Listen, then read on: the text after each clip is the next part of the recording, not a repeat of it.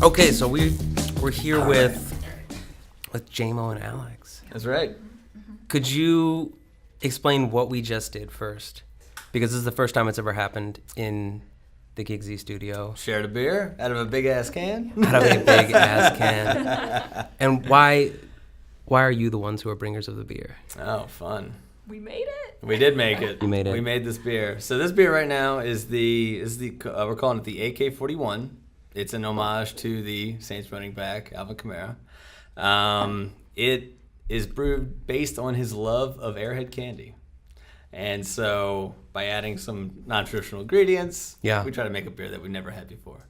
So this says this is an American cream ale. So it's lighter, almost like a pre-prohibition beer, with like very little flavor to it. Yeah. But instead we put 11 pounds of Airhead Extreme like sour candy belts. Berry Right flavored? in the boil. Yeah, they're like rainbow berry flavored. So the color, that's why it's like almost like an odd light green. It almost like glows like it shouldn't be in beer. But that's also where you get like that sour pop on it kind of the back. hangs It's on almost that. electric. It's like gives you a little electric candy pop. 11 pounds of electric. 11 pounds. Yeah. Now, per scale, that would mean a pound about per keg. So a pound of candy per keg. But we thought of the idea like a month before, and we were like, how do we celebrate the Super Bowl? Like, it looks like we're doing really well. Yeah. Like, let's get prepared. And so, we thought about Airheads and beer because of Alvin Kamara, and then we thought, well, worst case scenario, like, I love Airheads. I'm like, we'll just call it JMO's favorite candy. There you go. You can always change the name. Exactly. But yeah, so then like that second to last game, where we lost, we were like, We didn't really lose. We didn't really lose. You're right. Where there was like someone was just blinded. Yeah. Yeah, it was a no call. So because of that, the beer kind of came out to be like a little sour, and a little salty, just a little bit from the candy. I like that. And so we're like, we have to keep this the Saints beer because it's appropriate for how I'm feeling right now. So take me like one step even higher. Sure. So you were the first people who've been on who brought their own things that they brought. But can you introduce yourselves and what it is that unites you? You have an M on your shirt. That's right. Like Hers too. I know. You want to start? No, you start. I'll start. All right. So you want to do like the full introduction? Yeah, give me the spiel. All right, great. So my name is Alex Peyroux, and my family came here from France to New Orleans in 1720. Way back. Where? Yeah. We actually have a plaque out in the French Quarter for the Peyroux House. It's like I forget how you say it. It's like a brick en place or something like that, where it's the wood built with the brick in between it. Yeah. It's the St. Pierre Hotel now. Yeah, that's like the building that a couple greats ancestors basically built out there. So none of them brewed beer, so that doesn't even apply. It just means that we got to That's New just Orleans. good history. Yeah, a long time ago. And our family's been in New Orleans for a very long time. And whenever I was in undergrad, I was studying to be a doctor, and then I realized I really didn't want to be a doctor anymore. But I was really into like microbiology and all these different sciences. And so I started homebrewing beer in my little college town apartment when I was like 22. And Where was that at? That was in Hammond. So my family like left New Orleans. Well, my immediate family, other members are still here. We went to Hammond back in like the 80s, I think. So I grew up on the North Shore out in Hammond. Went to Southeastern. Homebrewed a little bit of beer. Got a job at Abita. The lowest man on the totem pole was pasteurizing strawberries for the strawberry lager. I know. And then kind of worked my way up there to do a couple pilot batch brewing. Ended up out in the middle of nowhere, Alaska, at a small brew pub no one's ever heard of. Yeah, that was a lot. That was thankfully only a summer. And then once the summer was done, I came back. And then from there, I ended up going to Siebel Institute out in Chicago. It's almost like a brewer's school. It's been around since like before Prohibition, like the 1800s. And then from there, I got the job at Harpoon. And that's when we both moved to Boston together. So I was at Harpoon. I did their barrel aging. I worked in their lab. I did cellarman work basically down there, kind of like guy in the trenches type work. Yeah, what is Harpoon? Harpoon is a pretty big regional brewery out in Boston. Okay. They do Harpoon IPA. They do the UFO beers series Okay. and all that. Yeah. So essentially, like Abita was like number 16 largest brewery at the time or something. Harpoon was like number 12. Wow. Yeah. So it's to me it was kind of a lateral movement too, and they're great people. Like working in the brewing industry is amazing because everyone you work with is amazing. Yeah. And so when the laws changed down here in 2015, I think, where the breweries were allowed tap rooms to sell directly to the public, we kind of saw that as like our window to kind of do what we can do.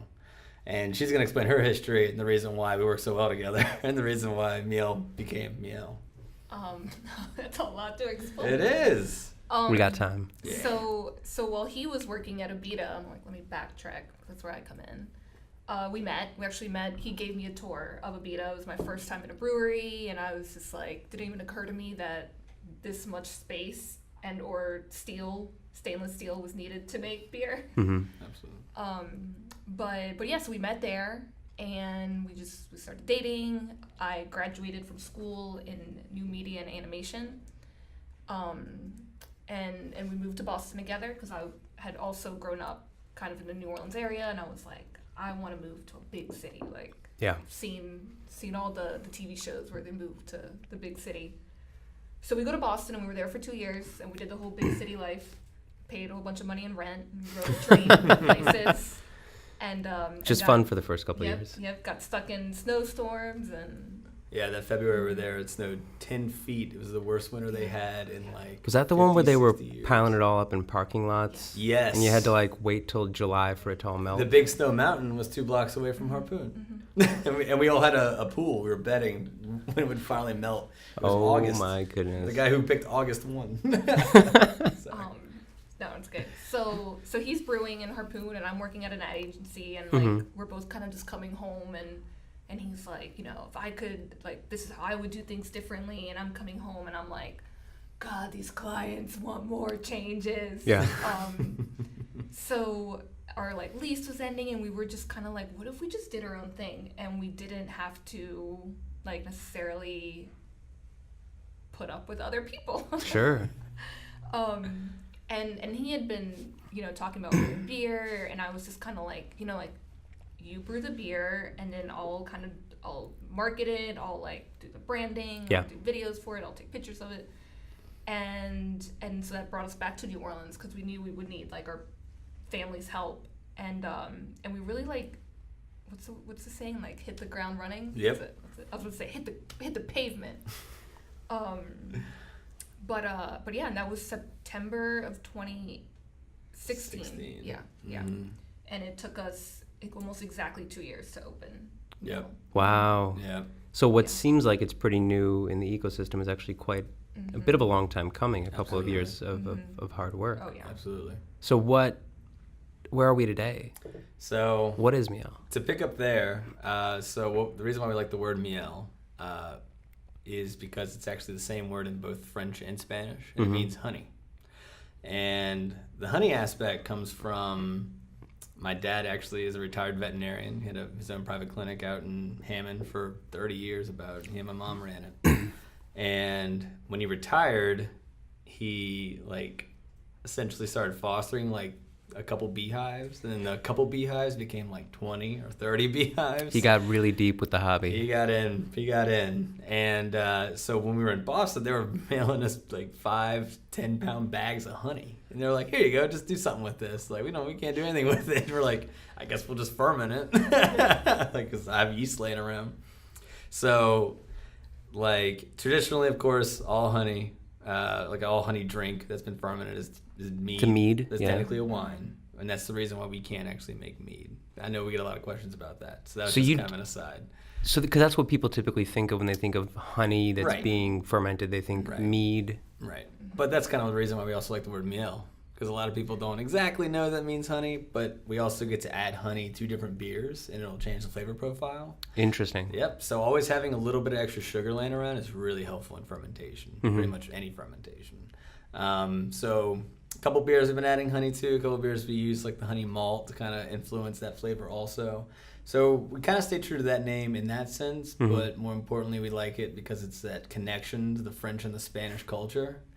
Now, of course, New Orleans, French and Spanish influences tying deep back. My family got here in 1720, and her family actually immigrated from Honduras in the 80s, I want to say. 90s, yeah. Mm-hmm.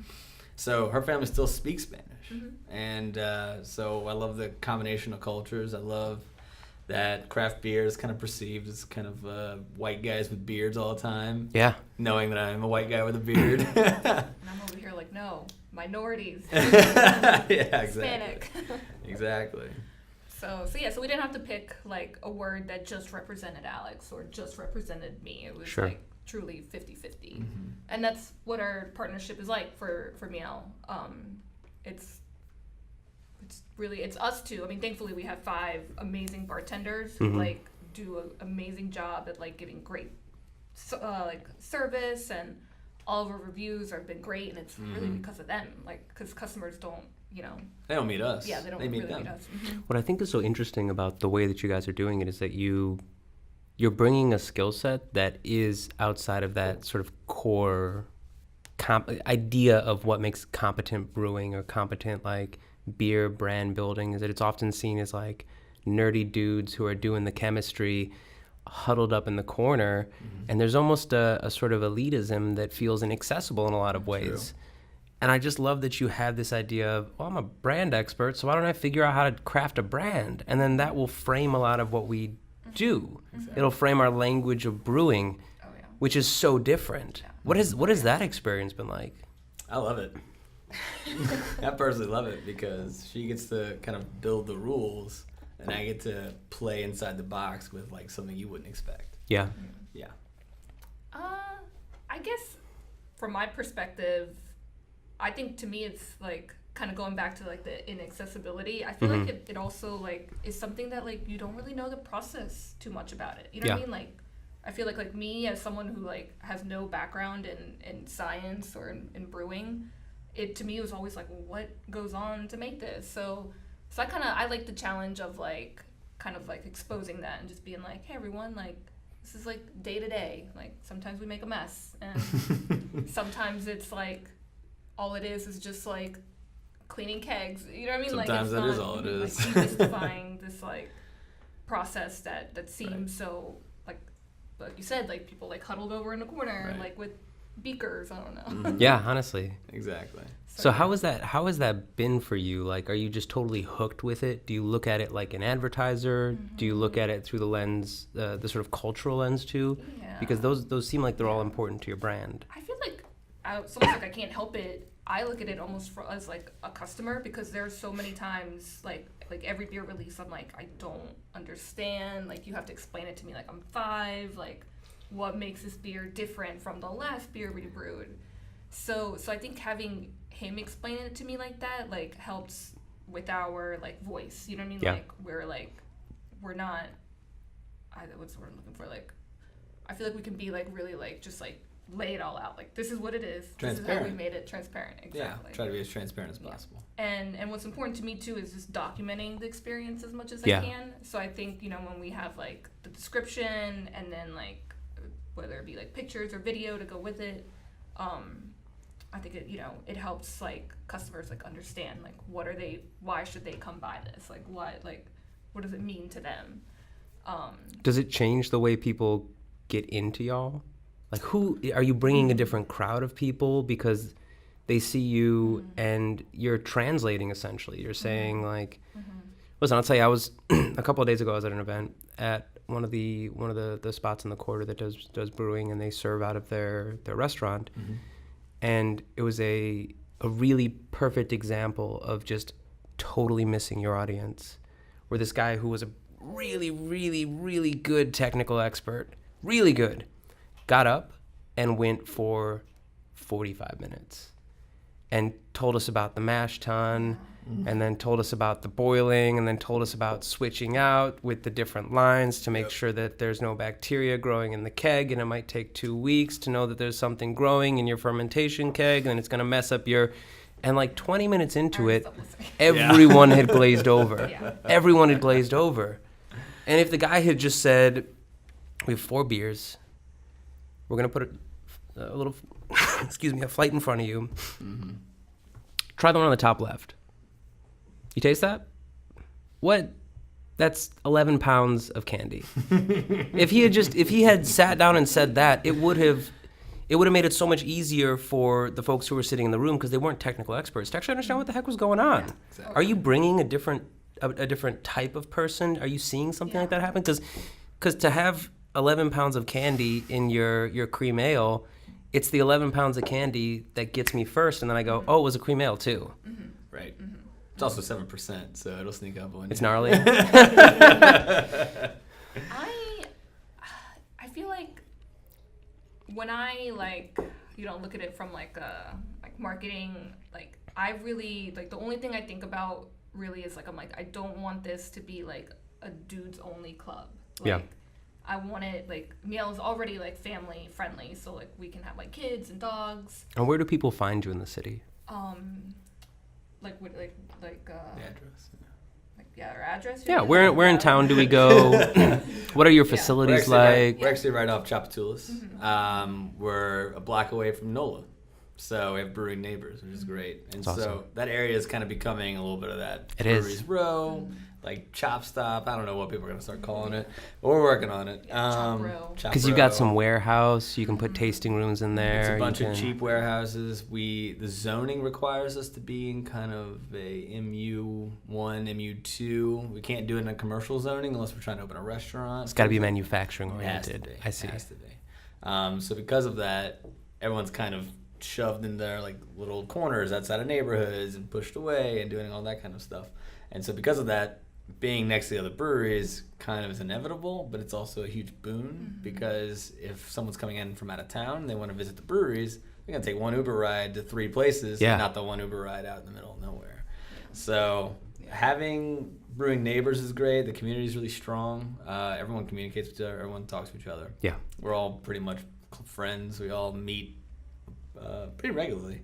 And because of that, like if I'm running low on hops, I can call someone up and I can literally buy hops off of them. And they're like, yeah, great, have fun, get out of here. Yeah. Is that a brewing culture thing It writ is. large, or is that a New Orleans thing? No, it's writ large. For America. I mean, honestly, if we go to Germany, I've heard stories about brewers around here calling up brewers in Germany and they treat them to big dinners and things like that. So I'm like, I'm kind of looking forward to that. Get that overseas. But I think it's kind of like a brewer's code type scenario. Yeah. And we don't know exactly where it came from, but everyone's still kind of holding to it. It's nice. It's really nice. And there's a Brewers Guild too, where everyone meets each other and they get together like at least a few times a year. Mm-hmm.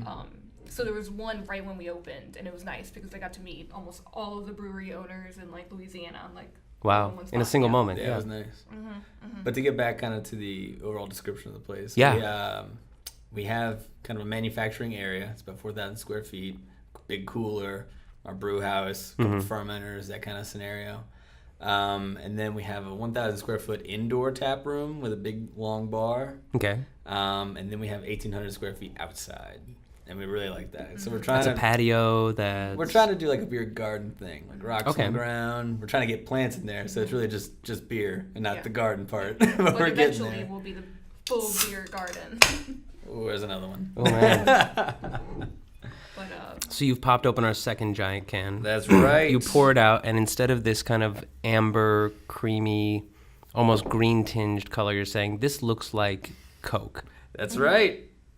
So this is our Lanyap, which is our cold brew coffee dry Irish stout.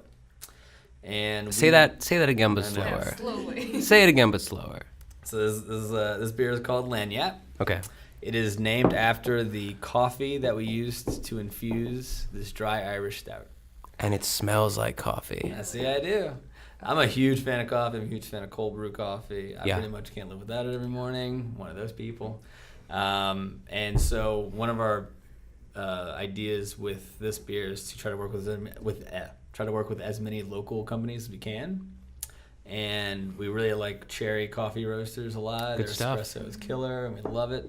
Do you remember when she was packed in the corner of Stein's? Of course. Oh yeah. Of course. Oh, now yeah. I'm hanging out with whatever coffee in the corner. I like them. They're nice How too. cool is that? What a great testament to Oh, yeah. just companies that grow and Love it. succeed in the city. Oh yeah. Yeah. So when we moved back from Boston, we got to go to their spot I think it's on Laurel Street, and they had like a flight of espresso, and we ordered one, and we were like hooked, and we were like, we gotta work with it. yeah, we gotta work with it. So coffee and beer is not new. It's not a crazy concept, because actually a lot of the barley that we use to make these dark beers already have a roasty flavor to them. So having the coffee added in there kind of gives that little extra push. Now, thankfully, this is not a very caffeinated beer. It's only about Good, because it's like it tastes like it's 4:30 right now, and I'll be wired at 2 a.m. Yeah, it's only about a pound of coffee for 31 gallons of liquid. So, But this is interesting because it has a very roasty, not just smell, because a lot of times you get something on the nose, but then it doesn't actually open up in your mouth. right. You drink this, and it has like it's almost like you're eating like chocolate covered coffee beans, That's the idea. where you get that was really the idea. That was the idea, absolutely. Well, dang, you guys nailed it. We say it to everyone. That's what Yeah, it's right. like. They actually have like specialty chocolate malts that we can use, and I think we did for this one. And it was also what got us the color. It's beautiful. Thank It's you. really I beautiful. appreciate that. Does any of the team need some Refreshments? refreshment? This is going to be an episode where hands just kind of emerge. So tell us more about this one. Okay. You can just walk in. It's fine, you guys. Maintain the integrity of You can't break the integrity. fourth wall, or the whatever wall. I guess we're not really. There is no wall. There we go. It's a no wall environment. I'm just a slow drinker over here, guys. Don't worry. Don't worry, it's not going anywhere. Oh, yes, this beer has legs. Yeah, a little bit. It's only 6%. It's actually weaker than the cream ale, which is kind of odd for a dry Irish stout. So, kind of the genesis of this idea, or most of the beers I brew, is I start with almost a traditional style. I start with a style that's been popularized since like the 1500s even. And then I take that and go, okay, what food item, what extra little tidbit will work really well with these flavors that are already found in like the agreed upon styles. And coffee, of course, like I said, is definitely not new. But a lot of people do cold brew a lot of different ways. Yeah. I like to do it instead of cold brewing it elsewhere, making a concentrate and then adding it to the beer. I like to drop the beans specifically into the beer. And let So it you're sit. actually, it's like a teabag environment. That's Like you're just- exactly Giant. that's exactly what it is. Absolutely. And then I know that the huge difference between like fresh local roasted coffee versus like something that might have sat on a shelf for a little too long, because beer's a lot like that. Beer's a lot like bread, and Yeah. coffee is kind of the same concept too. Like, you don't want the it to flavor stale. matures. You have to Exactly. consume it in a certain amount of time. Exactly. And so, getting it fresh roasted, getting it fresh milled the day it went into the beer, I knew was all going to play a major factor in trying to get this beer the right flavor I wanted. And I'm really pleased with how that one came out. Absolutely. It's really wonderful. Thank you. Everything from the color, which almost is like a reddish, heavy, like what is it, like a heavy wine tinge to it, right? Yeah, almost. I would say it's definitely got like kind of like brown color on the edges. But what I yeah. love is that it's just wild. Like it's just kind of weird stuff, but it works. I like that. And it doesn't seem like there are a lot of folks that are doing that in the city. There's a lot of, there's some really fantastic breweries, some fantastic like microbreweries, folks that are Absolutely. putting really cool stuff onto taps. Absolutely. The fact that y'all set up shop and you're tossing coffee beans and honey and your candy into what it is that you're making is extremely unique. Yeah, and we have that flexibility because we opened without the without intending to immediately distribute. So like distribute is a goal that we have, but not necessarily within the first year, maybe 2 years, I don't know. Yeah. But so we're just focusing on selling our beer right now out of the tap room. And because of that, we're very flexible. You can play. Absolutely. Because if I understand correctly, it's not like you have 3 things that you have to pump out Yep. 20,000 gallons of Yep. every quarter. Yep. You can actually kind of screw around and enjoy yourself and say Precisely. like, man, if it doesn't work, then hey, that's okay. Oh, yeah. I came from the world of Yeah. consistency brewing. Yeah. And it does get a little boring, truthfully, especially when you're the guy trying to write the recipes. But having that flexibility. A lot of other breweries are doing very interesting things also, absolutely. The only problem is that maybe their bandwidth is pushed more towards making sure those first 3 beers taste exactly correct Sure. every single time. That's really hard to do.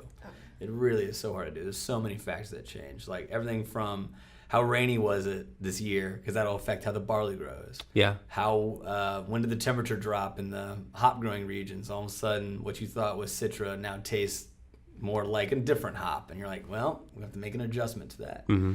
So, since it's all based on like this agriculture, almost economy, it changes year to year. So to make something that tastes exactly the same every single time, That's actually extremely tough. oh, it's so hard. There's so much equipment that goes into it, so much manpower. There's a lot. It's So a lot. what we're doing also like allows us to make room for mistakes, because like we can make a batch of 15 kegs of beer, and if the yeast company mislabeled a yeast, so we put the wrong yeast in the beer, we're just like, we'll We just run with pivot. it. Let's see what it That's tastes actually like. what happened to us like 2 days ago. Yeah, how did that We're go? pivoting now. Yeah. How many gallons? What's the flavor? 10 barrels on each, so it's a big batch. 10 But- barrels is but like, they both taste good. how many so- beers? Yeah. 10 barrels is 31. 1 barrel is 31 gallons, and so one of those big 15-gallon kegs that Okay. they're hard to pick up. Those two of those equal 1 barrel. Okay. So for a 10 barrel, I've got 20 kegs worth, which coming out of the tap room, I think we're selling at about 10 barrels a month, which is great for us because we love Yeah. it. Excuse me. But You got that, Mia? we're drinking beer. That red? But yeah, so you ordered these 2 different Yes, yeast I ordered 2 different styles. yeasts, and they were a little mislabeled. But that's okay because honestly, they both taste pretty good. now they're a little more experimental than I expected Yeah. them to be, Yeah. but that's kind of for the fun of it. That's kind of the joy of it. Yeah. Right, because So- these big breweries are making the exact same mistakes, but instead of it being something they can just pivot off of, they either have to blend it in, try to make it disappear. Yeah. The worst case scenario is when they have to dump it, and that sucks. That totally sucks.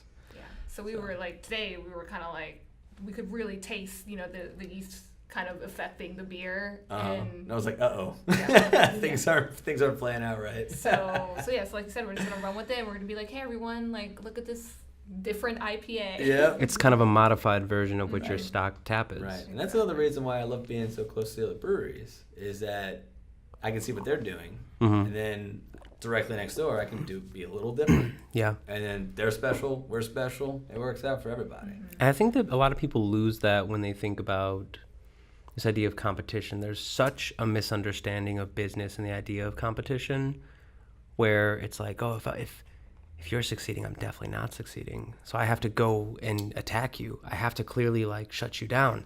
It's like one of the biggest misconceptions that if you actually get a lot better personally, and then the results for your environment get a lot better if you actually collaborate with the folks. Because at the end of the day, it's the customer's decision. And at the end of the day, it's also true that the things that are going to bring people into ME-ELLE are actually kind of different from the things that are going to bring them into NOLA. And it's not because one of you was good and one of you was bad. It's just like, that's what I was looking for. It was Thursday. I felt like this. Like, we did this. And it's more about growing the whole pie and saying something really interesting that y'all said, which is, hey, we kind of have a brewing culture. Well, what did you call it? Like the chop row? Yeah. Chop row, chop stop. Yeah. We're We've just been coming trying over to think of names. Yeah. the hashtag. We didn't nail How that fun right. is that though? Like that's something that 5 years ago Wasn't there. Yeah. Didn't exist. wasn't there. People were like, you can't drink the water in New Orleans. You can't make beer. That's so Yeah. true. Actually, yeah, to answer that question preemptively, we do filter our water 3 or 4 There you go. like hardcore filters, then we rebuild the water chemistry based on what style is based out of which country. Yeah. So when you talk about the chemistry and the nerdy part of it, that's still happening. You're still in there. You're But I'm making it not happen. trying to unload that on people. That's the really deep tracks tour. Yes. That's the half day like behind the Exactly. scenes tour. That's the Yeah. Airbnb experience. If you. You're living in it. So who are the people that come to the tap room? Because I imagine they're not the same as Yeah. somebody who's coming to other places. Or what are they looking for? What do I find when I come to you? It's not normal that you get a JMO when you go to a brewery. True. True. 100%. Yeah. I think Alex has like a good analogy, like your bread. Oh, the bakery Yeah. concept. There we go. So the analogy I use about this is since beer is so much like bread when it comes to like how long it lasts and different breads last longer than others, things like that. Like what we are is more like a bakery. So you can never be upset if you have too many bakeries in your town because everyone's got a little different thing. Every pastry chef's a little different. Everyone's adding different ingredients you wouldn't have even thought of. Yeah. And so that combined with like how long beer actually does last on the shelf, which gets back to our consistency like issue, like it's one of the hardest things to try to solve. So what was that? So people are like, it's almost like they're like, well, I'm going to go to a bakery to get fresh bread. I'm going to go to my local brewery to get fresh beer. And So I always tend to think businesses try to simplify or like try to one-dimension people. They're like, oh, your average beer drinker does X. It's like, yeah, but your average beer drinker may not like certain things that you don't understand. They're just like, oh, you're a beer drinker. Just Because get in you've here and drink a averaged beer. them, you haven't actually. Exactly. So that's why it's people we get coming in are looking for that different flavor that maybe they haven't found yet. Or you're right, it's Thursday. I like your food truck. Let's do it. yeah. So the people that coming in are those craft beer fans, followers. Anytime there's a new brewery, it's more for those types of people. It's about trying as much as you can, as often as you can, whenever's new, because they get it. It's like bread. It's like I'm not gonna come by and eat it like a 3-week-old scone. I'm gonna come by when you make it fresh that day. And I think too, like what I see a lot of, like in addition to that too, is like we're kid friendly, so you can bring like your kids and your dogs in. So like we'll see kind of like people our age that have like younger children, you know, like come in and just hang out.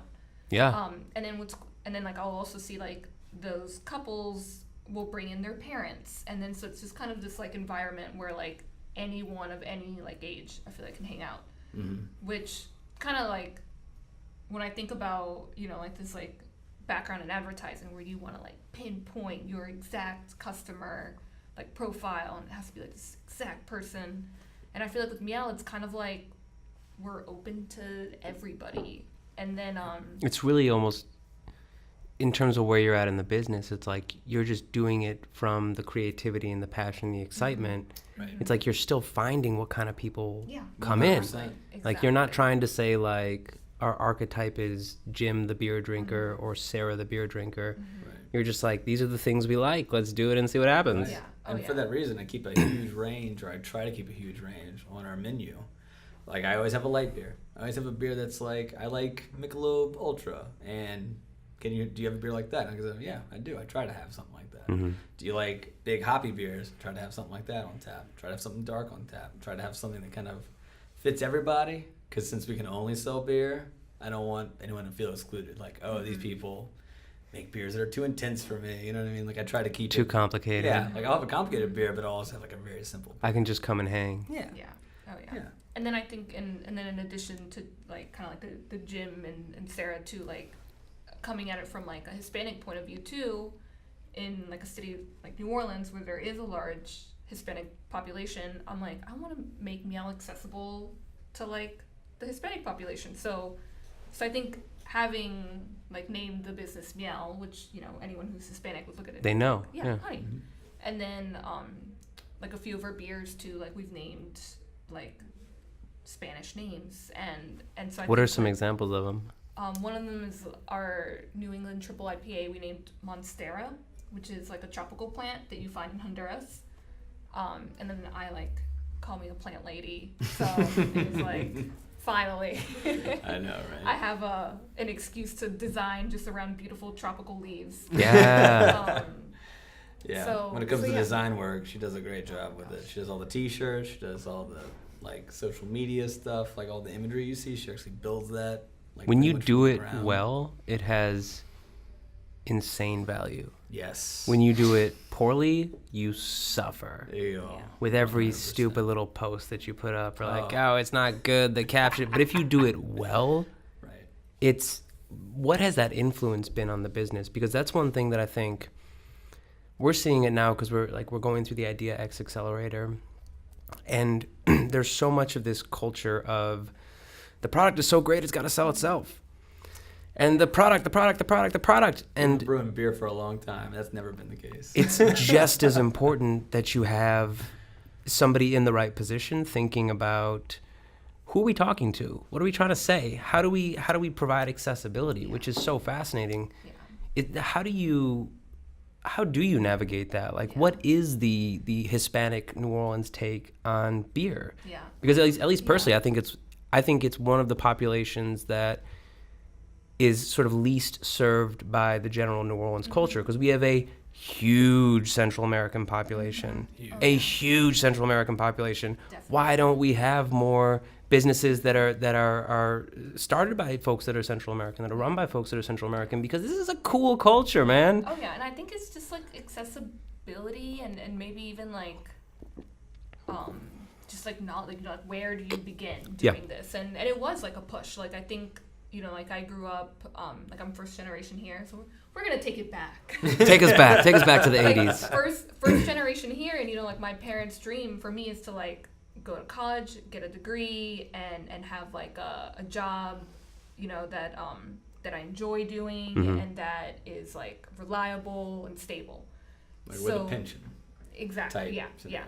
Kind of, yeah. Like maybe jobs that aren't necessarily like available to you in Honduras. Like It's that are like, just easily- please be middle class, because this is way better than Yeah. being stuck in a more difficult Exactly. situation. Exactly. So I grew up with that mentality, and and I did it. Like I worked at an ad agency, and they were like, they had like a clear plan where it's like, you work here 2 years, you'll get a promotion, and in 2 years again you'll get a promotion. And I'm thinking to myself like, look, Mom and Dad, I'm doing it. Yeah. I'm getting promotions.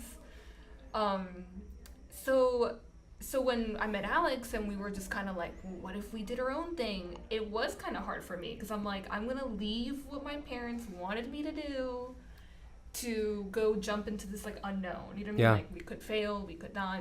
And it's at that point, it's not even just about the business. It's almost entirely, like you say, just about, I'm gonna like literally disappoint the people who love me and brought me into this world Think about that all the time. and have told me their entire upbringing, I want you to have this special experience. Could you tell us a little bit more about that? Because I think that that's something that people pay lip service to, where they're just like, it's kind of an inaccessible environment, or there's a lot of we just don't really know why, but nobody's really, let me say it again. A lot of people are doing a lot of hard thinking about it, but what is your, from the ground floor, like, take us through the process, the kind of logic, like, Yeah. how did you navigate this? Because where you're at now is that you're running the business, and I'm sure you're experiencing still a lot of this, like, Oh, yeah, imposter uncertainty. syndrome Yeah. Oh or my God. huge I couldn't go to bed anxiety. last night Oh. because I'm just like, Every what am I day. doing? Yeah. Every day is imposter syndrome. Every day. Yeah, but I think, so like, like there is like that side where it's like, I want to do what my parents want me to. Like I'm first generation here. There's lots of expectations. I'm like, they're like not constantly telling me, because I can also see it, but like, we're in a land of opportunities. Like it's different than what it is like in Honduras, and I think even though they had this like kind of like what they thought was a plan for me, like when I was like, hey Mom, Dad, like I'm gonna like reach even higher and like be my own boss. Yeah. They were totally supportive, and I think through their like support and like all stressed out, and they're like, calm down, it's gonna be okay. I'm like, you don't understand. I'm using They're now money. being calmer for you. Yeah. But no, so they've been great, and I think, and I like, I don't think they've ever like come out and said this, but like there aren't that many like Hispanic business owners, you know what I mean, like in greater New Orleans, like maybe in Kenner, yes, but there is like this underrepresentation of the Hispanic community. So I think when we approached them with like a business plan, and we already knew, we were like, we're gonna name it ME-ELLE, and I think that was like kind of, they were like, Oh, that's so powerful. yeah, like staying true to my roots, and like just like bringing this product like into light, and then also like not just into light for like normal kind of bearded dudes, beer drinkers, but just the Hispanic community. Yeah. So I'm like, where was I going with this? So it's scary, but at the end of the day, like I feel like we have my parents' support. I kind of like now, before I would be like, well, I don't want to tell them I'm freaking out because then it's going to look like I don't have Yeah. Then they'll be nervous, and then together, they'll yeah. think, yeah. But it's like now it's like almost the opposite, where I feel like I can share anything with them, and they're just like, this is just like a little like, what's the word I'm looking for? Like this is like almost like nothing. Like this It's is like a road bump. Yeah, like a little road bump. in the road like, while you're like, You've trying got to the get there. buy-in. You've got the family support in a really powerful way. Exactly. What I found also that was very confusing with just us getting open is the language. It's like even like say you don't have the mastery of English, the laws are still extremely complicated. What is legal is extremely complicated. Yes. No, How that's are so you true. supposed to know that you're supposed to file X tax Yeah. per month without having like a mean letter sent to you? It's like, hey, you forgot. I'm like, forgot what? Every time. Nobody was telling me. Yeah, exactly. Nobody gave me the So, heads up. It's if you don't, I can understand it's like intimidating. Yeah. When you yeah. start digging in and then there's like 6 different departments you have to work through, and you don't know. Like, you don't know that to begin with. I know It's that very is kind of crazy to me. Like you go, like you graduate from school and like you learn algebra, like world history, whatever. Geometry, I use that every day. Yeah. Every day. And Nope. then you like go to like deal with your taxes or like sign contracts, and it's like written in this language that like as someone who like Spanish is my first language and like English is my second, when I like read a letter from like anything about like taxes, I'm like, what is this? What It's not are you English. saying to me? Yeah. It's not English for me. So I have to like hand it over to him. I'm like, And I'm what like, I is- think they yeah. want this. We should probably just call them. And I'm like, so it's crazy to me that they can't just be like, pay this tax on this day. This is why. It's so Yeah. complicated. Yeah. It's funny that you say that because Ali, my business partner, is Brazilian. And the business ecosystem in Brazil is entirely different. And it took me like 6 to 12 months to figure out why he was freaking out so much. Because I had very much like the kind of pure, like no holds barred kind of entrepreneurial attitude, which Right. is like, we'll just grow the thing, we'll figure it out, and then if you're back, you get the we'll fix it if we have to fix it.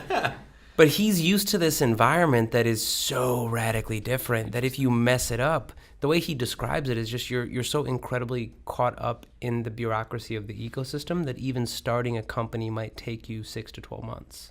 Which is exactly where we are, or why it took us 2 years to get there. Yeah. Honestly, it's like the whole post-prohibition. They wanted to put more rules on alcohol and things like that. Leads to every state's got a different law set. The federal still has an interesting hand in it. Everyone's got to get a little touch point. Exactly. And once they put it in, they don't take it out, of course. So because of that, there's been a lot of like wading through that. Yeah. So the industry we opened in is a little more complicated than I think if you just wanted to do like a retail shop or something. Yeah. I was freaking out yesterday. I literally didn't go to bed till 2 a.m. I'm just like, oh my gosh, like it's been 2 years of getting like scary letters Stupid in the mail, notices, yeah. and they're still scary. Like they haven't like Do you know what's good about that though? Or the good solution to that? Weighted blankets. I'm trying to get everyone on the staff on one. I'm telling you. It's like Yeah. Put a I got a sandbag 20 on it. pound I got a 20 pound weighted blanket. If you get like the anxiety and like you stay up at night or like it like gets you too worked It's up. about to happen. We're gonna be in the elevator. It sits Amazon in my with bed. It was like $130 for a 20 pound 60 by 80 inch, which is like it sits over the queen but doesn't hang over the bed. And I just get into bed at night and I just like curl that bad boy up. I'm out. Ooh, I'm out. this. We have a duvet. Let's just stuff pillows in it. Also, somewhat ironically, it's the same thing that they put on like terriers when they freak out that's in what- rainstorms. Storm shirts. So I'm essentially like a Shih Tzu yeah. in a rainstorm, which I'm totally fine with because Yeah. it helps quite a bit. And speaking of rainstorms, we just discovered like the Spotify like tropical rainforest. Yeah, Just like natural sounds that helps. The I'm white like, noise. the calming. Yeah, Oh. I close my eyes and I'm like, it's like I'm not even like at home freaking out about this stupid thing. Like I'm in Honduras right now. Yeah. So you mentioned that you guys met on the brewery tour, Oh yeah. and then you started dating. Mm-hmm. How's that going? Still great. We're engaged. Yep. We have been engaged. Congratulations. For 2 years. 2 years. And the reason is because immediately after we got engaged, she got braces on. And so, of course, we're not going to do wedding photos if she's still got braces on. Yeah. So it kind of gives us an opportunity to be like, all right, the brewery first. Let's get that rocking and rolling. I love how braces are what determine this Wait, whole yeah. thing. So that's like the easiest way to like lay it all out on the table for, I feel like my family is like, well, I'm not like the braces. But now as it's approaching that they're like getting off soon, I'm just like, you don't see what we're doing. Like I'm We are not far planning too a wedding. busy. Yeah. Yes. Like, yeah. I'm like, we barely remember to buy groceries for like ourselves. Like, how am I gonna go buy a dress? Like, no. That's too funny.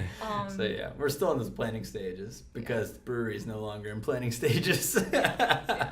But we dated for maybe like 5 years, I 5 think, years. before we decided to do this together. And and even in those 5 years, like it was pretty clear, like we balance each other out. Yes. Like when I'm freaking out or what I freak about, he's like cool as a cucumber about it. And when I freak, she's like, Yeah. "It'll be fine." Yeah. I'm like, "Oh, you're right." It's so rare. It's so hard to find.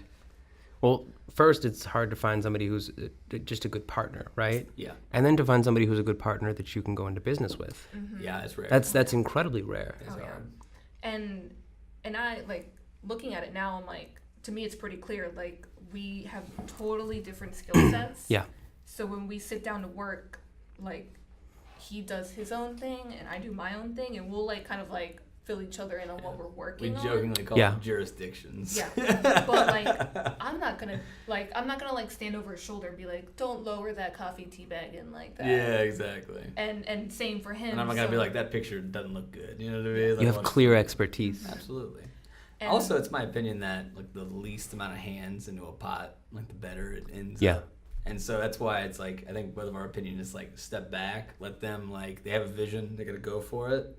And even though you may not love that vision, it'll probably be fine because someone else is gonna be out there and gets it. And that's one reason why I think we work well together. Because if there's a problem, I'm like, here, taste this. What do you think? What do you taste in Yeah. this? Not, here's what you're supposed to taste. Yeah. You're tasting it wrong. It's never like that. I'm like, what do you taste? Because that's all I care about. And I then, still take it though as a test. I'm like, well, what am not I a supposed to test. do? It's not a test. But there's so much trust that has to be built into that. It's really funny to hear, and we're seeing it now with our experience with folks in the sort of broader entrepreneurial ecosystem, where we've met other entrepreneurs who have met their partners at like partner networking events.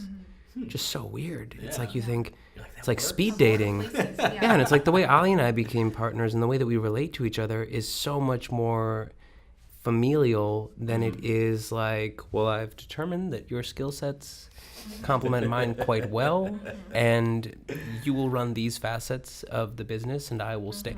And Right. it's just this weird thing where there's like a kind of there's some vibe going on. All of a sudden, you click and you sequence with each other. Yep. And that doesn't mean that there's not conflict or that you don't butt heads or disagree on things, but there's a different level of trust. 100%. Oh, And it's just like dating. It's like getting married to somebody. In your case, literally. Oh yeah. It's not only is it the trust, it's the level of, I want to make this work. Yeah. And so, like, let's communicate to a point where both, all right, now I understand exactly what you're going for. Like, you didn't have to communicate it to me, but you chose to. Yeah. Yeah. So I think it's like us being kind of skilled in a 5-year relationship of, why are you upset about this? Let's have a conversation about it, as opposed to just like yelling at each other. Well, for no I reason. feel like it's more of like, why are you upset about this? Let's talk about it in 2 hours when you're cooled down. Yeah, that's also helpful. That's good. Yeah. There's gotta be pause You have, like the buttons. quiet room. And you're just like, see, I'm gonna go take a nap on the hammock. I'll be back in 20. Let's do this. But I think for me, like, I am kind of a perfectionist sometimes. Mm-hmm. And with Alex, like, I felt like you're like really like Big picture. laid back. I do not like about- details. Yeah, so yeah, you're like really laid back and like all other things and aspects in life. But when it came to like him making beer, he was like so precise, and he's got this like notebook and he's jotting down numbers. The chemistry's there. Yeah. And so for me, like, I feel like in Boston, like I'm watching you like brew this, like brew beer, and I'm like, he really cares about this, like similar to how I care about things. So I don't think I ever came out and told you this, but I was like, let's do this together. But I was like, I know he's gonna care, so we can do this. Because I feel like if he didn't care, then I'm like, I'm not. You wouldn't Yeah. be able to see the Like, way trust them. the way that you cared about it. You wouldn't if you hadn't seen it in him. It just wouldn't have been real. Yeah. Exactly. Yeah. So, Exactly. and then the 2 years that it took us to open, though, I was like periodically being like, "Are you sure you can do it? Like, you're not forgetting how to brew beer." Yeah. Because, like, if I don't like open up Adobe for like a week, I could forget how to do something. 7 So- tools have popped up, Right. and it's totally Exactly. different. Thankfully, brewing beer has been the exact same as it has been 3,000 years ago. So brewing beer is like riding a You bike. got it. Yeah. If only After Effects could just Yeah. stop changing. Yeah. Y'all, we've gone 51 minutes. I Wow. know. That's cool. Yeah. It's good. We've run it. Is there anything else you want to take us out on? Let's see. Tell us where to find you. Tell us Yeah. where we come and connect So- and see. Miel Brewery is located at 5. I'm already doing it wrong. Miel Brewery is located at 405 6th Street. We got to pick our address. Yes, we kinda, did. Because we rented a building and we had to like parcel it. Is that the word? Yeah. Split it? Partition. Partition it. There you that's go. it. So it kind of didn't have an address, so we were like 405 6th Street. Mhm. Yeah. So we're That's good located- branding. Exactly. So Holy we're at smokes. the corner of it's called Livaday and 6th Street, and the joke about Livaday is it literally is the shortest street in all of New Orleans. It is one block, not even a full city block, but just one block, and it has like no drainage on it. It's just like this like road that was an alley, and they just made it into a road one day, and they Bad. named it. It's bad. So yeah, we're on 6th and Livaday, or you can do 6th and Chop. Yeah, just make the right, and You'll you'll see see there. the sign, you'll see the building. But Yeah. our website is mielbrewery.com, as is like all of the social media handles. It's Miel Brewery. That was actually the first thing we did when we thought of a name. We were still in Boston. Yeah. We scooped up all the names and Yeah, stuff. all the handles. It's good advertising. Actually, there is someone got Miel Brewery, and they're like a vape liquid company out of like Indonesia. So someone actually called us on the phone like, "Do you do vape liquids?" I know this is a weird question, but do you do vape stuff? And we're like, "No, sorry." It's like wrong country. Man, oh man, we'll have to come through. That's fantastic, guys. Please do. Oh yeah, no, definitely. We'll definitely love to give you all a happy hour. Yeah. Bring in a crew, Mm-hmm. and our beer always changes. So Mhm. like if you came our opening day, it's totally different now. Like we've sold out of those beers. We have a whole new rotation. And that's kind of the built-in concept of that Mhm. location.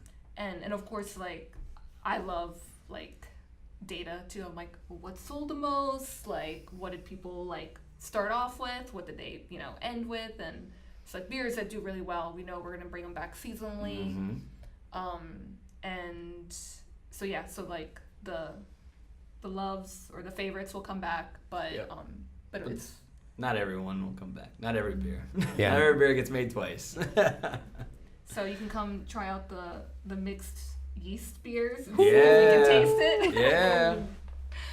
I know. Now I wonder if I should like say that kind of like in our marketing should. about the beer. I Like, think we totally no, should. we messed up. Come try it. Yeah, it's or that We worked messed for- up, and it's awesome. Yeah, that word for like Airheads or like Captain Crunch, like or what is it? Lucky Charms, like oops, all marshmallows. It's like yeah, let's just do that. I love it. Well, I'm excited to see how you guys grow oh yeah. because it's such a unique thing, and it's such a cool, I appreciate that. Yeah. And such a we've got- cool business and such a cool place. Thank Yeah. you. I feel like we're starting off small, but we definitely, at least like I do. We have ambitions. Yeah. Big plans. We'll see you on shelves in a couple of years. Maybe. Yeah. Maybe. Oh, yeah. Definitely. Absolutely. I know. So I'm excited. We're working on labels for the cans. That is. I like the Sharpie. Yeah, but They're for not always now, gonna look this- Get this, unmarked, like Mm-hmm. Semi-unprofessional. It's no, yeah. underground. baby. Underground. Oh, that's right. It's underground. It's like a punk show. There it is. Exactly. All right. You gotta know. I dig it. Well, thank y'all. Let's wrap it you. there. Yeah. Great. Wait, Absolutely. so- for coming through. I know. Thank This you. is awesome. This is wonderful. I'm the slowest beer drinker. That's okay.